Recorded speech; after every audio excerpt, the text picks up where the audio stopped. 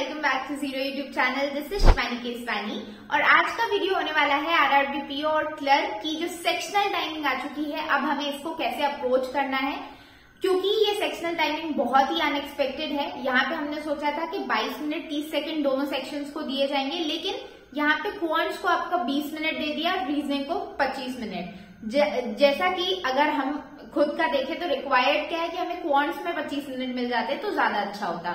Reasoning में उतना ज्यादा रिक्वायर्ड नहीं होता है टाइम। क्वांट्स में ही हम कोशिश करते हैं कि रीजनिंग को जल्दी खत्म करके क्वांट्स पे 25 मिनट दे दें। तो अब हमें क्या करना है, क्योंकि सेक्शनल टाइमिंग आ चुकी है, तो सबसे पहले तो मॉक टेस्ट लगाओ आप, ठीक है। और इन 9 दिन आपको मॉक टेस्ट ही लगाने हैं, क्योंकि आपको मॉक टेस्ट में जब आप मॉक टेस्ट लगाते जाओगे तो ही आपकी स्ट्रैटेजी बिल्डअप होगी कि मुझे रियल एग्जामिनेशन में कैसे जाके मॉक टेस्ट देना है। तो प्रैक्टिस मॉक का फ्री मॉक टेस्ट लगा लो आप। अगर आप इसको पहले ही लगा चुके हो तो रीअटेम्प्ट का भी ऑप्शन आ जाएगा उसमें जाके लगाओ। न्यू पैटर्न में उन्होंने लॉन्च कर दिया है 25 मिनट आपके रीजनिंग के और 20 मिनट क्वांट्स के। अब इसमें करोगे कैसे वो सुन लो। बहुत हार्ड एंड फास्ट नहीं रखेंगे अपन, क्योंकि एकदम नया पैटर्न है। 9 दिन में आप क्या ही कर लोगे, ज्यादा कुछ नहीं कर सकते, इसीलिए बहुत ही सिंपल स्ट्रैटेजी रखेंगे।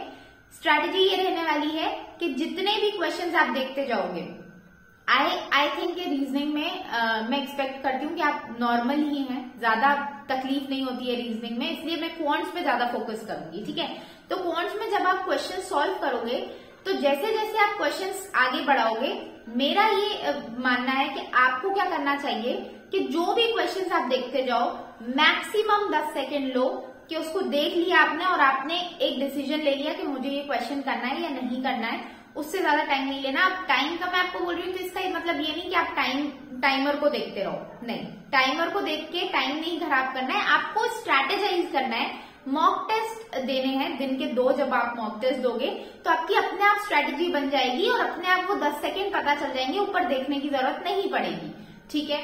फिर आपको क्या करना है, क्वेश्चंस देखते जाने और जो भी आपको इजी लगे, मैं ये नहीं बोल रही हूँ कि आप पहले नंबर सीरीज करो या आप पहले क्वाड्रेटिक करो या आप पहले सिंप्लीफिकेशन करो या अप्रोक्सीमेशन करो, मैं ऐसा कुछ नहीं बोल रही हूँ। मैं सिंपल सा ये बोल रही हूँ, जो भी क्वेश्चन आपके सामने आए, अगर आपको लग रहा है कि हो जाएगा तो उसको पकड़ लो, कर लो, सॉल्व करो, तुरंत हटाओ। और आपको लग रहा है कि नहीं इसमें ज्यादा टाइम लग सकता है, उसको मार्क फॉर नेक्स्ट करना तभी जब आपको लगे कि हाँ मैं बाद में आके इसको रिव्यू करूंगा तो कर सकता हूँ। और अगर आपको लगे कि ये नहीं हो पाएगा तो उसको सीधा स्किप करो, ठीक है। सिंपल सी स्ट्रैटेजी बनाओ। आज से मॉक टेस्ट देना स्टार्ट करो। दिन के जब 2 मॉक्स दोगे आप, तब जाके आपकी ये हैबिट बिल्डअप होगी। 9 दिन बचे, 18 मॉक टेस्ट आपको देने हैं। 18 से 20 मॉक टेस्ट आप देके जाओगे, तब जाके आप रियल एग्जामिनेशन में नर्वस नहीं होगे, क्योंकि अभी तक जो आपने मॉक्स दिए थे वो कॉम्पोजिट टाइमिंग पे दिए थे। 45 मिनट में आप दोनों सेक्शंस कर रहे थे, तो you were having no strategy of कि हाउ टू, मतलब हम कैसे डिफरेंट सेक्शनल टाइमिंग में हम कैसे इसी को अटेम्प्ट करेंगे। इसीलिए आपको रीजनिंग में आपको पता है कि पजल्स पहले नहीं उठाने, बिल्कुल भी नहीं उठाने हैं। आपको पहले पूरा मिसलिनियस सेक्शन करना है, लास्ट में पजल्स उठाने हैं। और रीजनिंग में मेरी जितने स्टूडेंट से बात हुई है, यही उनका कहना है कि मैम रीजनिंग तो हम 25 मिनट में बना ले रहे हैं, पूरी हो जा रही है। तो कोशिश आपको यही करनी है कि रीजनिंग में ज्यादा नंबर कैच करें, क्योंकि आपको 25 मिनट दिए गए हैं, रीजनिंग में टाइम ज्यादा दिया गया है, तो वहां से मार्क्स आपके ज्यादा लेने की रिस्पॉन्सिबिलिटी आपकी बनती है। तो वहां से आप कोशिश पूरी करोगे कि पूरे क्वेश्चंस अटेम्प्ट कर पाओ। 25 मिनट मुझे नहीं लगता कि कम है आपके पास, ठीक है। बाकी बात कर ले तो क्वांट्स में आपको ज्यादा से ज्यादा क्वेश्चंस लेने की कोशिश करनी है। कोशिश इतनी करनी है कि जितने क्वेश्चंस हैं पूरे एक बार देख लो और जो बनने वाले थे वो कर लो। ये नहीं होना चाहिए कि लास्ट में 3-4 क्वेश्चंस रह गए, इजी वाले रह गए, मैम नहीं कर पाए। ये चीज बिल्कुल भी नहीं करनी है। इसीलिए मैं आपको बोल रही हूँ कि बिल्कुल किसी भी एक क्वेश्चन पर टाइम वेस्ट नहीं करना है। यहाँ पे आपके पास 20 मिनट है और 40 क्वेश्चंस हैं।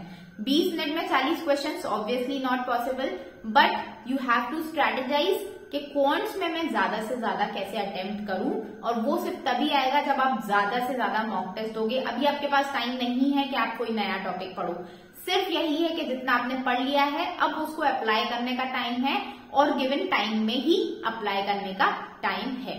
ठीक है, तो इस तरीके से अगर आप करते हो तो आराम से आप कोई ना कोई बढ़िया स्ट्रैटेजी निकाल लोगे अपने लिए, क्योंकि देखो पर्सन टू पर्सन वैरी करता है। मेरे लिए जो टॉपिक इजी है हो सकता है आपको वो टफ लगता हो, तो मैं आपको कैसे बोल दूं कि आप वो टॉपिक पहले उस टॉपिक के क्वेश्चंस पहले सॉल्व करो, नहीं, I can not say that. इसलिए आपको वही क्वेश्चंस पहले सॉल्व करने हैं जो आपको इजी लगते हैं। इसलिए मैं बोल रही हूँ कि हार्ड एंड फास्ट दिमाग में रूल मत बनाओ, क्योंकि वहां पे सिर्फ 20 मिनट है, तो आप हड़बड़ा जाओगे अगर कोई भी रूल बनाओगे और वो रूल अप्लाई नहीं कर पाओगे तो। अंडरस्टैंडिंग, मैंने बोला आपको कि आप सिंप्लीफिकेशन के क्वेश्चंस पहले कर लो, और सिंप्लीफिकेशन में मतलब भगवान ना करे अगर वो क्वेश्चंस वहां पे टफ आ गए सिंप्लीफिकेशन में, फिर वहां पे परेशान हो जाओगे कि सिंप्लीफिकेशन करना था, वो लोड लेके आगे के क्वेश्चंस करोगे तो जो बनने वाला होगा वो भी नहीं बनेगा।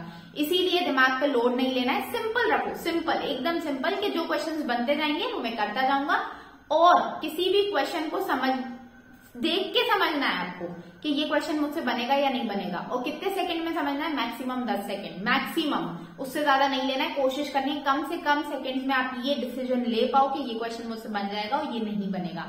ठीक है, क्लियर है? आई होप सारी चीजें क्लियर होंगी, और अगर कुछ भी इसमें दिक्कत है, डाउट है, तो मुझे कॉमेंट सेक्शन में बताना। मैं पूरी कोशिश करूंगी कि आपकी हेल्प कर पाऊं, क्योंकि अब एग्जाम सिर्फ 9 दिन आगे बचा हुआ है, तो हड़बड़ाना नहीं है, टेंशन नहीं लेनी है, एक एक मिनट का यूटिलाइजेशन करो, एक एक मिनट का, ठीक है। बाद में जाके ये नहीं बोलना है कि काश नहीं आना चाहिए, ठीक है। अच्छे से प्रिपेयर करो, बाकी अपनी हेल्थ का ध्यान रखना है, ये ना हो कि ओवरडू कर दो, ज्यादा करने लग जाओ प्रैक्टिस और फिर सत्यानाश हो जाए, ऐसा नहीं करना है। आराम से करो, बिल्कुल अच्छे से करो, दिमाग खोल के करो, और मुझे पता है तुम कर लोगे। मिलते हैं नेक्स्ट वीडियो में, तब तक ले टेक केयर, बाय बाय।